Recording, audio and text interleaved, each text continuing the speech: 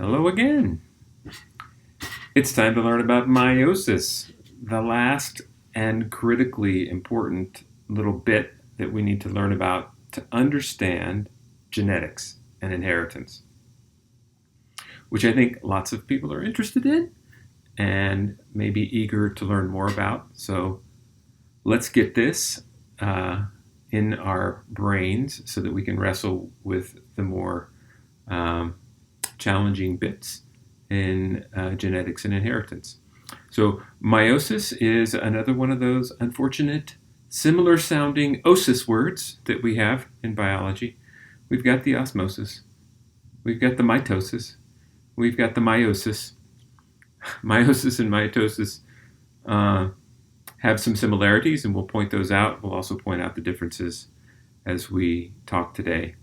Meiosis is enormously important to the life cycles of organisms that reproduce sexually, including most animals, lots of plants, lots of fungi.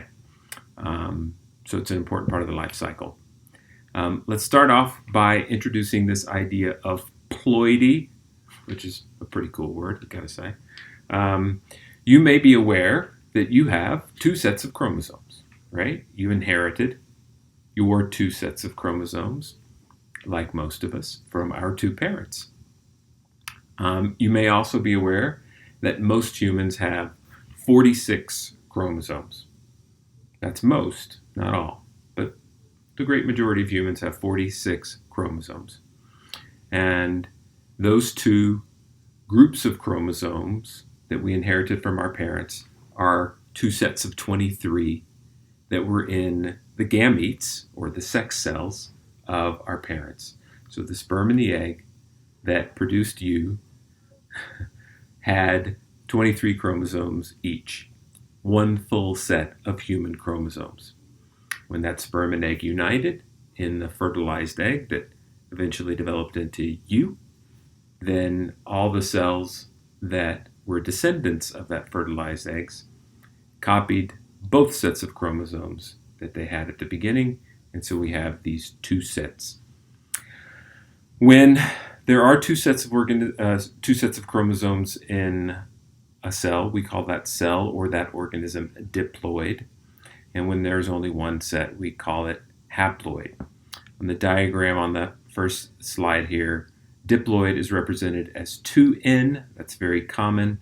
Haploid is represented as N or 1N, also very common. So we've inherited two sets of chromosomes from our two parents. That means we've inherited two sets of genes, because each chromosome in a set has a homologous partner in the other set and has the same, more or less, genes on both of those chromosomes. Now, the exact instructions for those genes can be different. As you may have noticed, your parents are not identical to one another. We'll talk more about that as we go on here. So here's what that life cycle looks like. If you're not familiar with this, please pause the video, take a look, read what I've written there. But I think most of you have probably been introduced to the fact that we have two sets of chromosomes. We make sperm and eggs by meiosis. Fertilization brings those two sets of chromosomes back together, and an embryo, which is a zygote when it's only one cell, then develops back into another adult organism. So what is that chromosome number? We just talked about humans have 46 chromosomes. That's 23 pairs. And that chromosome number for different species varies all over the place. The simplest animals have just 2 or 4 chromosomes. The fruit fly that has been studied in genetics research for a long time has 4 pairs of chromosomes. So the chromosome number is 8 or 4 pairs. And the numbers are all over the place. There are species of plants that have rather ridiculous numbers of chromosomes because plants live at a sort of a different pace than we do. And they have time to copy ridiculous numbers of chromosomes in their cell cycles and not worry about it because, well, plants don't always grow very fast. The two sets of chromosomes that each of us has in our cells, except for our sex cells, those two sets are the two sets we inherited from our parents, and we say that the sets are homologous. And you can see what they've tried to do in the diagram here, showing these two green chromosomes, two red, two smaller purple ones, and then two that are orange, one a little bit different from the other.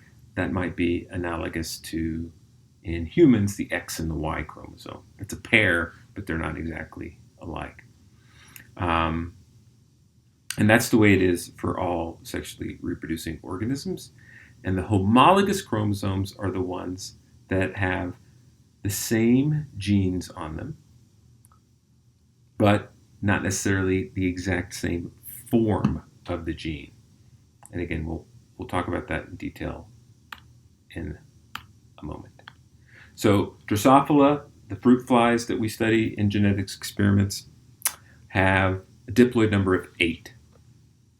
And so since gametes only contain one set of chromosome, when Drosophila undergoes the process of meiosis, it will take those pairs of chromosomes that add up to 8 total, and it will separate the pairs, the homologous pairs.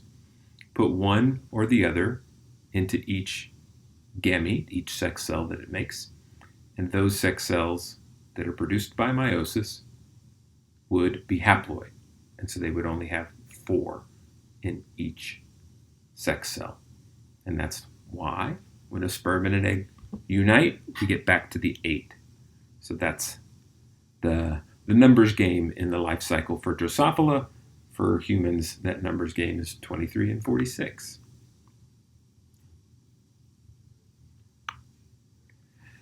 So meiosis is this special process of cell division that produces gametes. It produces cells that have a haploid number of chromosomes. And very specifically, it produces a cell that has exactly one set of chromosomes. Not just any random 23 chromosomes in a human sex cell, but a full, complete set of 23 chromosomes. And again, we'll see what that looks like in a moment when we look at some diagrams.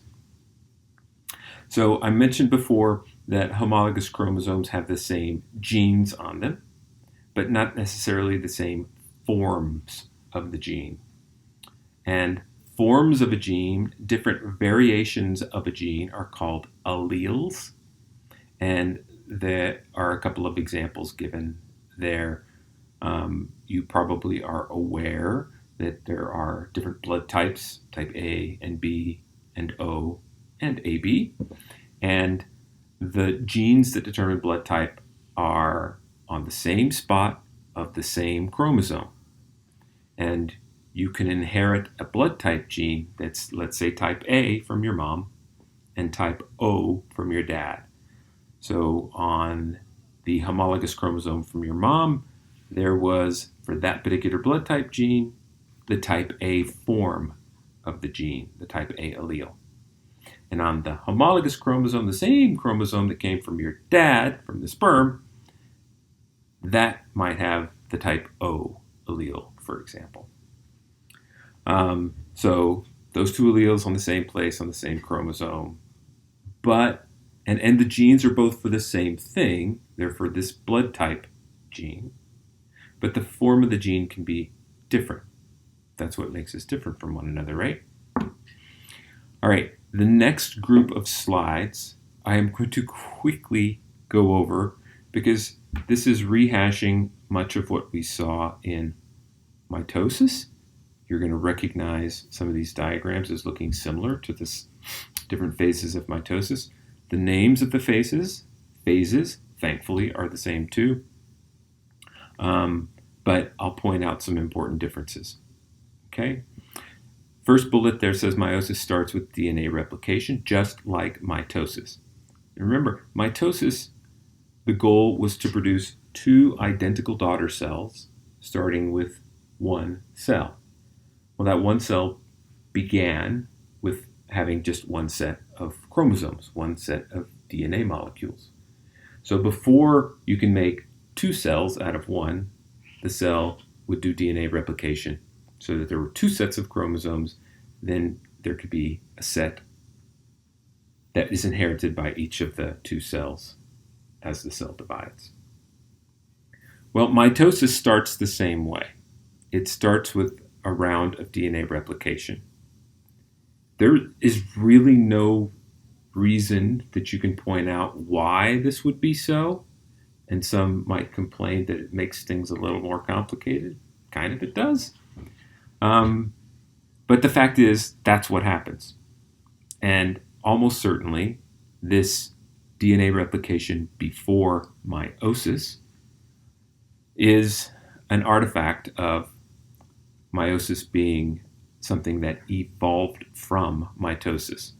There was regular asexual cell copying before there was this special kind of cell division that would produce sex cells. Okay, so before meiosis starts, just like mitosis, cell does DNA replication, copies all of the chromosomes, condenses those chromosomes into matched pairs of identical sister chromatids. But now, since the cell has copied all of its chromosomes, it's got double the number of chromosomes that it started with. That means to get to haploid, it will have to divide twice. So we'll see that there's meiosis part 1, meiosis part 2. And at the end of that second meiotic division, we'll wind up with 4 haploid cells rather than 2, because after copying all the chromosomes, there would have been 2 of each homologous chromosomes, so really 4 full sets of chromosomes to begin with.